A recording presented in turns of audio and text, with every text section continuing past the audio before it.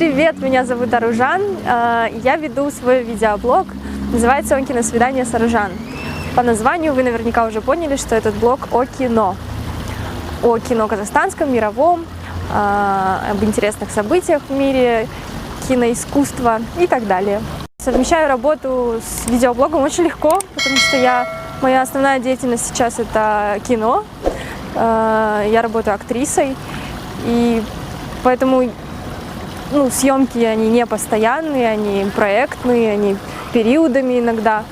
То есть, когда у меня есть свободное время, я целиком и полностью его посвящаю своему видеоблогу. Еще почему легко совмещать киноблог со съемками, потому что я просто беру свою съемочную команду, свою творческую команду с собой к себе на съемки, и мы что-нибудь интересное снимаем. Поэтому в буквальном смысле совмещаю оба дела.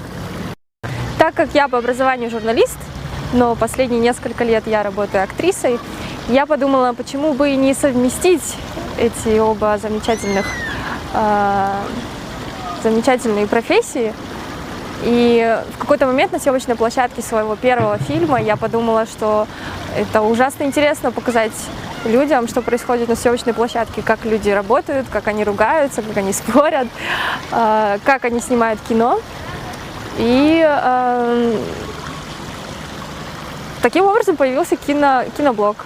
Скажу честно, меня стали узнавать с каждым днем все чаще и чаще.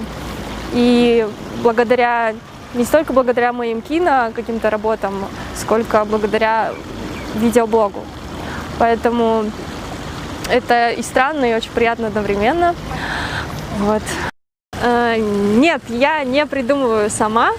У меня есть творческая команда, с которой мы вместе разрабатываем какие-то идеи. Что-то из моих видеоблогов, что-то из моих выпусков – это чистая импровизация, все очень спонтанно происходило, что-то очень тщательно распланированное, поэтому каждый раз по-разному. И каждый раз идеи исходят от разных людей. Не стоит воспринимать видеоблогеров слишком серьезно и думать, и считать что все, что происходит в кадре, и все, что они делают, это и есть их жизнь, это и есть их личность. На самом деле люди в жизни бывают очень разными, я сама убедилась, и могу с уверенностью сказать, что все, что вы видите в моем видеоблоге, это не всегда я. Как добиться успеха в видеоблогинге, не знаю.